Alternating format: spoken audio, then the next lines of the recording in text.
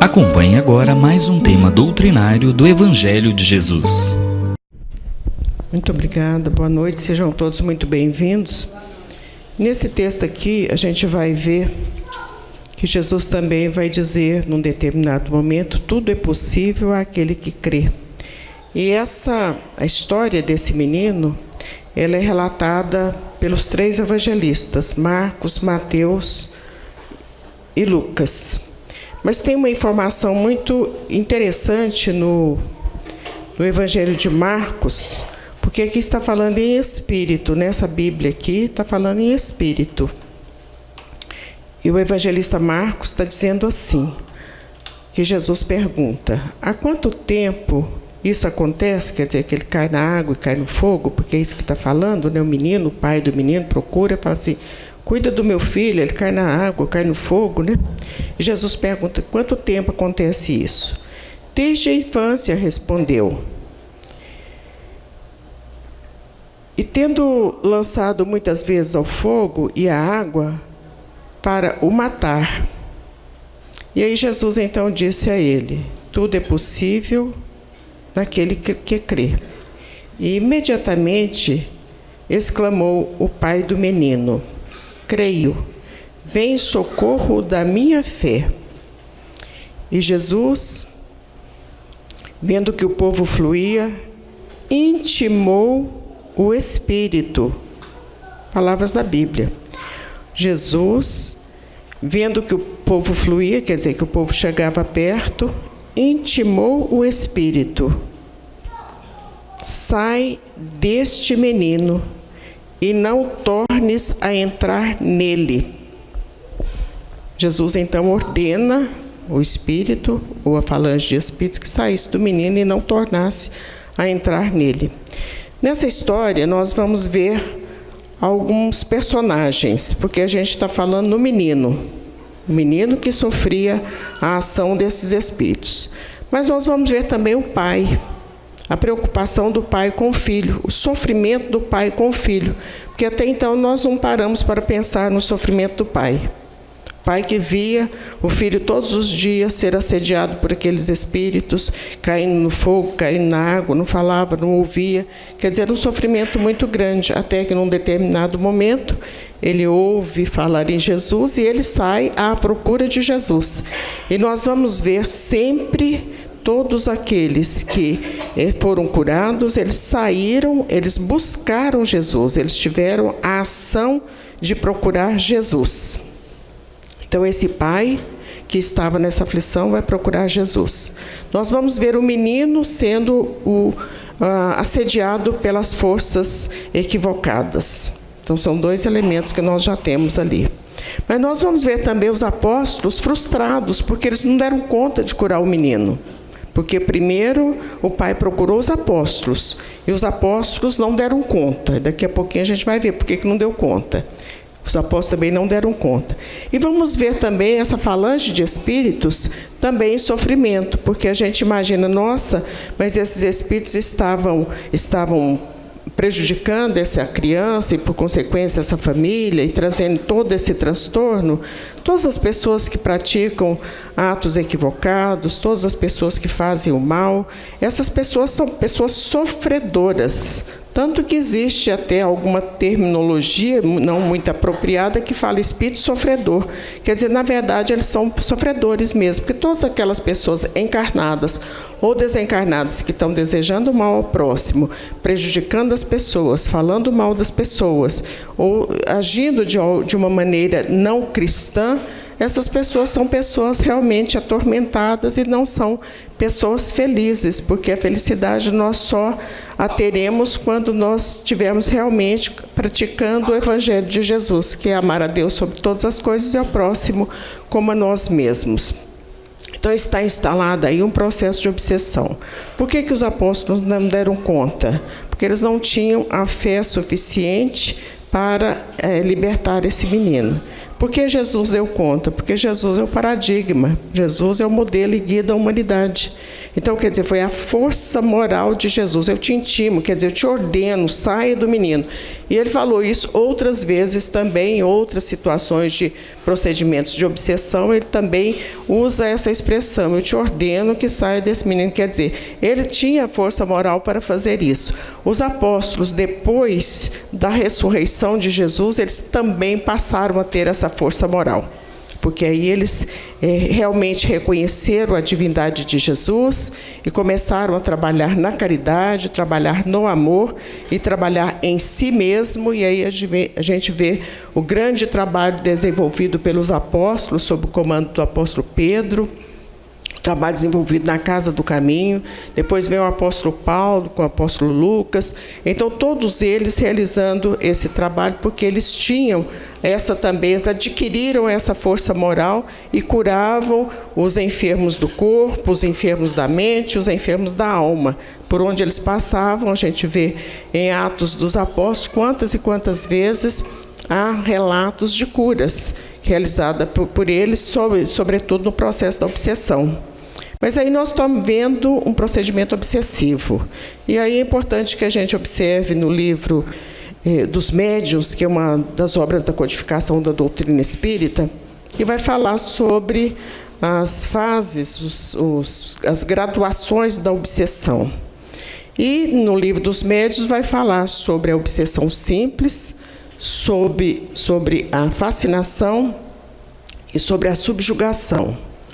Nós vamos pedir emprestado uma exemplificação que foi trazida pelo Dr. Leonardo Prestes, que exemplifica muito bem o que seja a obsessão simples, a fascinação e a subjugação ou possessão. Ele, na exemplificação muito didática dele, diz que a gente pode comparar isso a um resfriado, a uma gripe, a uma pneumonia. Então, quando nós temos uma obsessão simples, nós estamos com um resfriado, vamos assim dizer. E por que a gente pegou esse resfriado? Porque a gente não teve o cuidado, estava no quente, saiu no frio, estava no quente, tomou água gelada. Quer dizer, houve uma invigilância da nossa parte, a gente estressou demais, deixou de alimentar direito. Quer dizer, algumas situações que nós praticamos por invigilância e nós pegamos um resfriado. Mais ou menos isso, ou não? É ou não? É, né? Então, é isso que acontece quando a gente pega um resfriado. Aí a gente toma um chazinho, toma um remedinho que é feito lá na mansão e sara. Mas aí a gente não teve esse cuidado, não tomou remédio nenhum e virou gripe. Aí virou gripe, aí já tem que entrar antibiótico, tem que ir para o médico, febre, aquela coisa própria de gripe. Aí a gente também não cuidou da gripe. Ela vira pneumonia.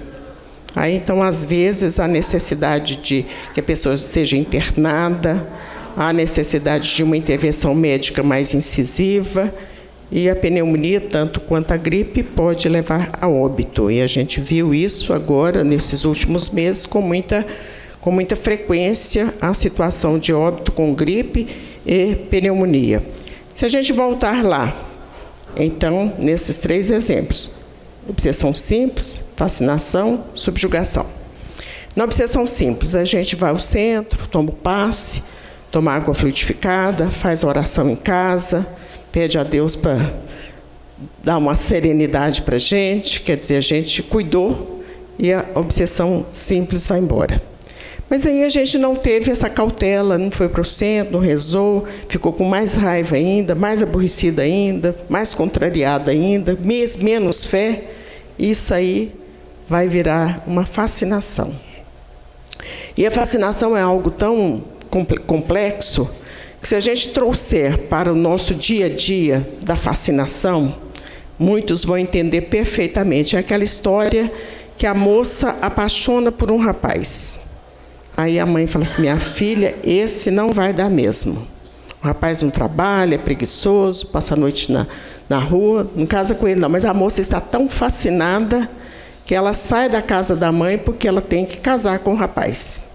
Aí casa com o rapaz, daí a pouquinho vem a realidade da vida, E daí vem o Chico dizendo que a decepção é a visita da verdade. Então, quer dizer, o rapaz não ficou daquela maneira depois que ele casou, ele já era. Mas ela estava tão fascinada que ela não percebeu isso e ainda desentendeu com a família. Isso é fascinação. E a fascinação de espíritos, nós estamos trazendo para o campo físico, material, do dia a dia. A fascinação de espíritos é quando a gente também, num trabalho mediúnico, a gente percebe que existe alguma coisa equivocada e a gente evita aquelas pessoas que poderão nos auxiliar e evita, inclusive, o estudo da doutrina espírita. E os espíritos vão inoculando, eles vão colocando na nossa cabeça aquilo que nós temos tendência. O detalhe está aí. Se nós não tivermos tendência, por exemplo, para ter mágoa de alguém, não adianta o espírito soprar no meu ouvido que é para eu ter mágoa dessa pessoa, porque eu não terei, porque eu não tenho essa tendência para ter mágoa dessa pessoa. Não adianta o espírito falar para mim assim, agora você vai ter mágoa do açougueiro que mora lá na Rua Augusta, lá em São Paulo. Eu não sei quem é, não sei onde que é a Rua Augusta, não sei nada de São Paulo, quer dizer, eu não vou ter mágoa dele, não adianta esse espírito falar isso para mim, porque não vai colar. Mas eu passei lá no açougue e pedi um bife de filé e ele me deu um músculo, e eu levei para casa equivocadamente o bife de músculo, paguei como se fosse filé. E aí eu falo assim, mas aquele açougueiro, né? Ele me passou para trás, mas eu estou com uma raiva dele. Daí a pouquinho você está com raiva do açougueiro, da mulher do açougueiro, do filho do açougueiro, do quarteirão inteiro você está com raiva, porque os espíritos aproveitaram aquilo ali, ó, e buzina na sua cabeça que é para você ter raiva dele. Agora, se você trouxer isso, a gente está colocando açougueiro, mas se você trouxer isso para a sua casa, aí ficou complicado. O marido, a mulher, o cunhado, a sogra, hein? A empregada, o filho, aí se você trouxer para a sua casa, aí porque os espíritos vão estar lá colocando no seu ouvido que é daquele jeito mesmo. Então você fica fascinado. E não adianta ninguém falar assim, não, mas coitado do açougueiro, ele trocou os pacotes, ele ia dar o filé para você, mas ele trocou naquele momento, tinha muita gente. Não adianta você falar, porque você está do lado dele. Não adianta você falar. Isso é fascinação. A subjugação, a possessão, aí o nome já está falando, né? Está possuído mesmo, está subjugado mesmo. Quer dizer, é uma situação total como estava acontecendo com essa criança aqui. Esse processo de obsessão ou subjugação, porque o nome que Kardec traz é o nome da subjugação. E essa subjugação, e aí vem o livro de Dr. Bezerra de Menezes, que se chama Loucura sob Novo Prisma. Livro de Dr. Bezerra de Menezes, médico ainda, não era espírito, é ele mesmo escrevendo o livro. E tem uma história bastante interessante, porque todo mundo vê Dr. Bezerra de Menezes como o grande baluarte, como de fato ele é mesmo, do movimento espírita, um espírito de grande luminosidade. Todos nós sabemos disso, da grandeza de Dr. Bezerra. Todas as semanas, todos os nossos trabalhos, a gente começa evocando o Dr. Bezerra de Menezes. Ele é o patrono do movimento espírita do Brasil. E num determinado momento do livro, ele vai dizer que o filho dele, estudante de medicina, foi acometido naquele primeiro momento, de loucura. E começou os tratamentos, o menino ficava muito violento, muito agitado, começou os tratamentos e, num determinado momento, os médicos disseram que não tinha como não internar o rapaz num sanatório para pessoas doentes mentais. E ele vai à procura de uma médium, uma pessoa muito simples, e essa médium diz a ele, não tem problema de ordem mental. O problema do rapaz, filho do Dr. Bezerra de Menezes, é um problema espiritual. Dívidas de passado que estão sendo cobradas agora. Porque a misericórdia divina é tão infinita que vai cobrar a dívida no momento correto, no momento aprazado, no momento próprio. Porque não adianta cobrar dívida de uma pessoa que não tem como pagar. Só se você prender a pessoa que ela vai continuar sem pagar. ou se você matar a pessoa, porque aí vai ser um homicídio, você ainda vai ter que gastar com advogado para contar como é que foi aquela história. Então, quer dizer, aquele que não tem jeito de pagar, é melhor deixar do jeito que está mesmo. Então, naquele momento, é que havia a possibilidade do acerto dessa conta. Por quê?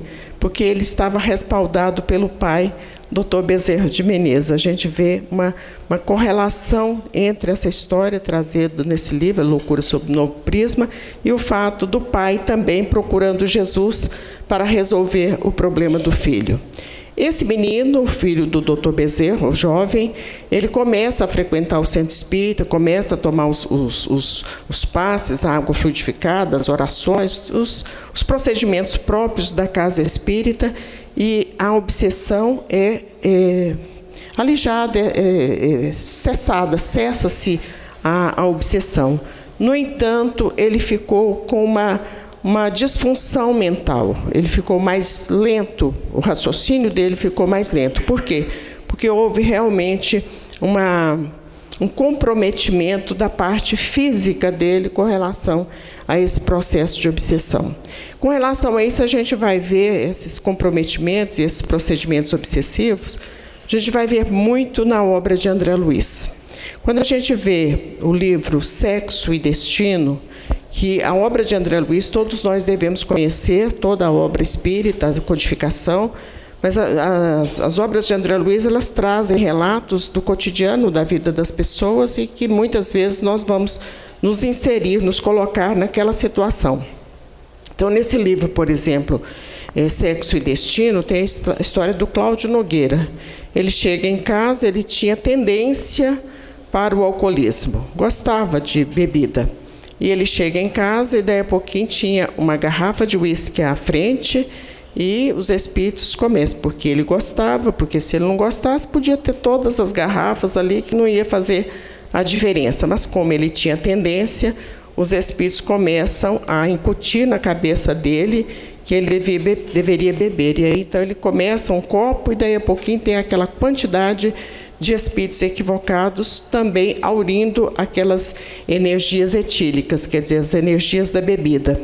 De igual maneira, nós vamos ver também no livro Libertação, também de André Luiz, um fato que quando ele se propõe a auxiliar uma senhora que se chamava Margarida, e ele vai às zonas de muitas dificuldades, André Luiz vai a essas zonas de muita dificuldade, para conversar com o espírito, o chefe da falange que estava envolvendo aquela Margarida, aquela família, num processo de obsessão, porque a obsessão ela leva a óbito. A obsessão pega, a obsessão mata mesmo. É algo gravíssimo e o Espírito Emmanuel está falando nas obras dele que isso é um flagelo da atualidade, século XX, e penso que piorou bastante no século XXI, mas no século XX, o Emmanuel já falava que era uma epidemia o problema da obsessão. E nesse livro, Libertação, quando o André Luiz, então, se propõe a ajudar essa senhora, que estava muito enferma, ela não levantava mais, ela não tinha ânimo para nada, e aí vem o processo da depressão, da fraqueza física, e todas aquelas envolvências próprias de um processo obsessivo. Quando ele tem permissão para entrar à casa, tinha 60 espíritos obsessores dentro da casa, 60.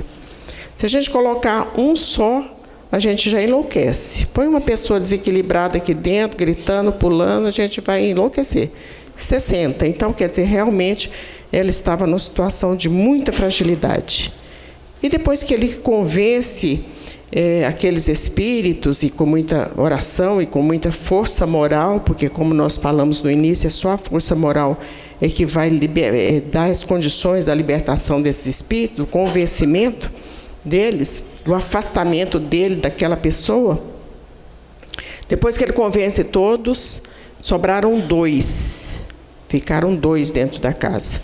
E esses 2, o chefe, ele vai conversar com ele e ele diz assim: eu tenho uma dívida com essa família me deve. Eu tenho uma dívida? Não, eles me devem. e nós vamos continuar aqui. E a artimanha desses espíritos, esse que era o chefe, ele havia colocado a neta encarnada dentro da casa para ser a secretária do lar da família. Então, essa senhora estava sendo assistida por uma pessoa que estava ligada diretamente ao chefe dos obsessores. E aí ela estava fazendo a alimentação, levando a água, cuidando, e a gente vê também no André Luiz as energias que são inoculadas, são colocadas na água, são colocadas no alimento. Então, quer dizer, ali estava muito fácil realizar aquele trabalho. E quando ele consegue libertar essa senhora, essa Margarida, foi através dessa força moral. Então, quando todos nós observamos essa força moral, há necessidade da nossa transformação íntima. Se a gente perguntar o propósito da doutrina espírita, o propósito da doutrina espírita é a transformação da humanidade. Quando nós tivermos com esses sentimentos mais arraigados nos aspectos do materialismo, porque muitas vezes a gente não tem um sentimento de maldade, mas o Kardec fala assim, que quando quem não faz, é necessário que não faça o mal, é necessário que se faça o bem. É necessário que se faça o bem. Que a pessoa fala, não fiz o mal, mas também não fiz o bem. E milhares e milhares de pessoas estão nessa faixa que não fazem o mal, mas também não fazem o bem. Então, é necessário, a palavra do codificador da doutrina espírita, que se faça o bem. Nós temos condições de fazer o bem em todos os momentos, em todas as horas. Dentro da nossa casa, na sociedade, na casa espírita oferecendo uma quantidade enorme de trabalhos. E muitas vezes a gente vem para a casa espírita por necessidade, porque precisamos de resolver um problema imediato, e nós terceirizamos. Imaginamos assim, agora eu fui para o centro espírita, vou tomar o passe, tomar água fluidificada e o problema está solucionado. Não, porque existe a vontade.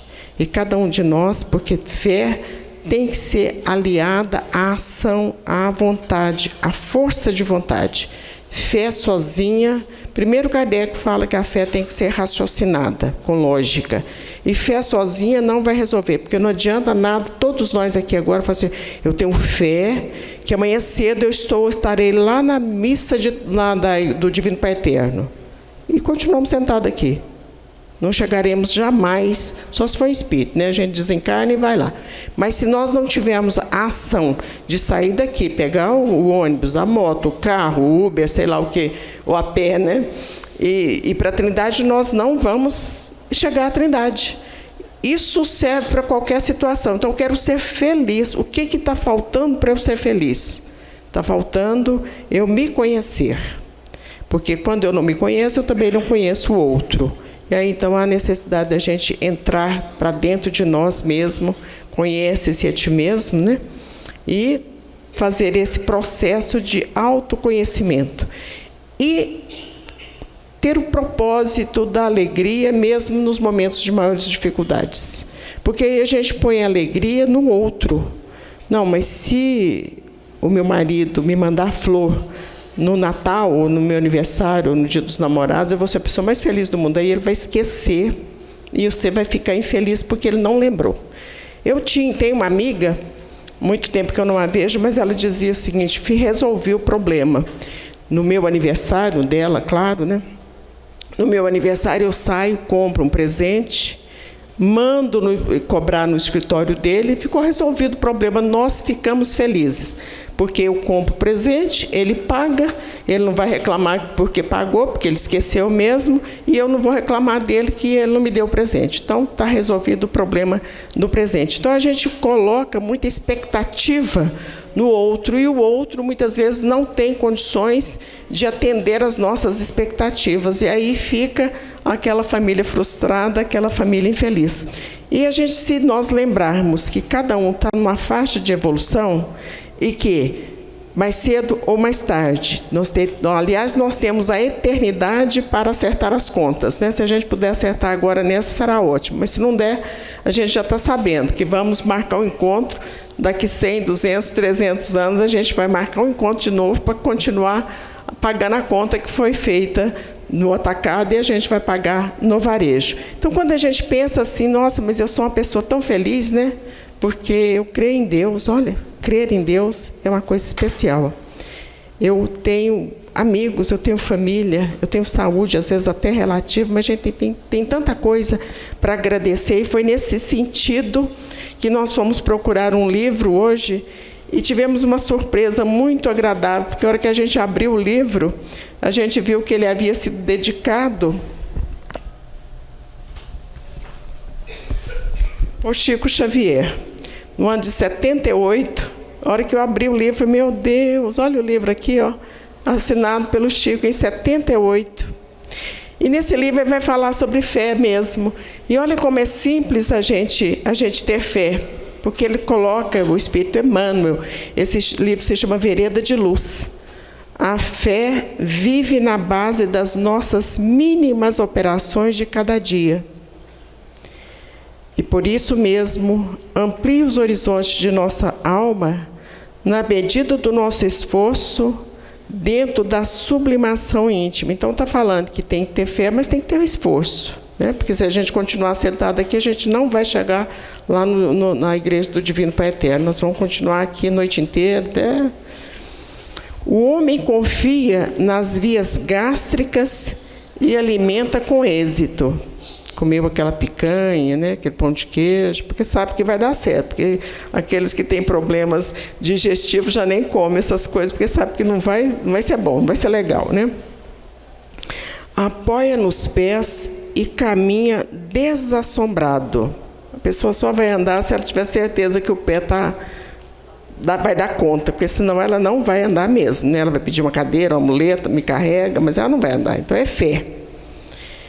Espera o concurso das mãos e trabalha com habilidade. Os que têm problema de artrose, artrite, aí sabem como é que é complicado esse negócio de mão, né? Muita coisa não faz porque não dá conta mesmo, né?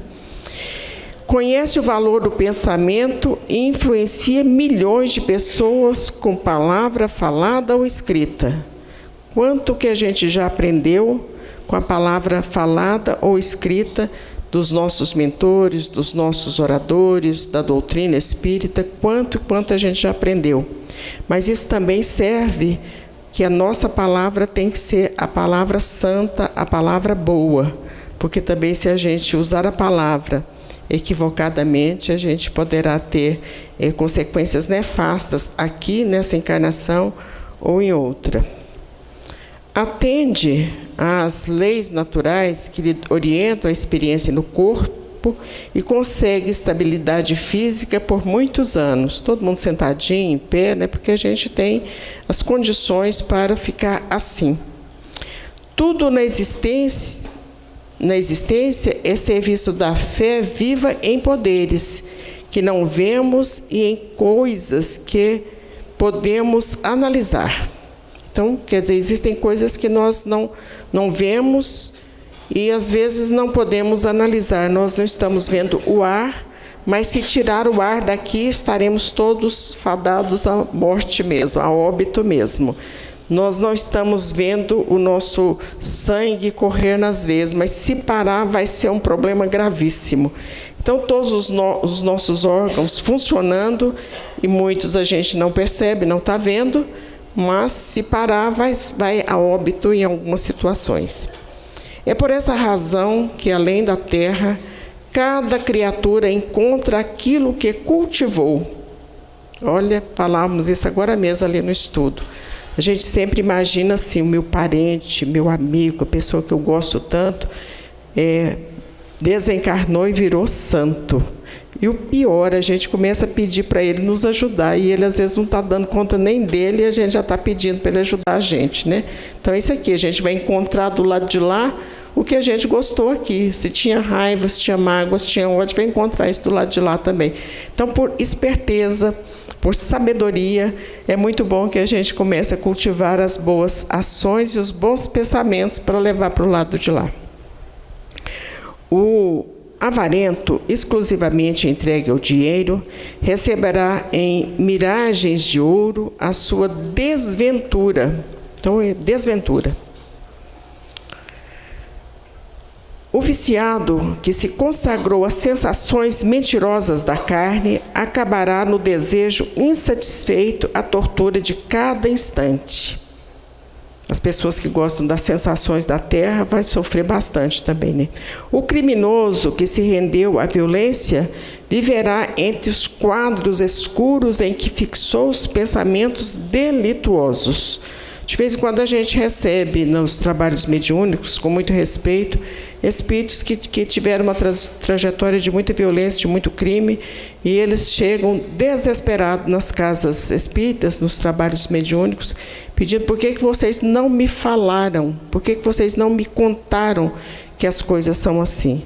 Daí a importância do trabalho da rede social, que muitos e muitos poderão ser despertados pela orientação trazida pela doutrina espírita. Não importa quem esteja aqui trazendo a mensagem, porque a mensagem é do Cristo, a mensagem é do Evangelho restaurado pela codificação de Allan Kardec.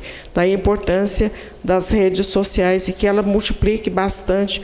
É evidente que há uma responsabilidade, um compromisso maior, porque a gente está falando, não sabe onde as mensagens chegarão, mas a importância desse trabalho para o alívio das pessoas que muitas vezes estão no processo de equívoco e às vezes até de aflição e desespero. O espírito inerte que se devotou à ociosidade reconhecer-se-á na paisagem fria e desolada dos que se relegaram à retaguarda de preguiça ou desânimo. Então, preguiça é algo de aflição para o espírito.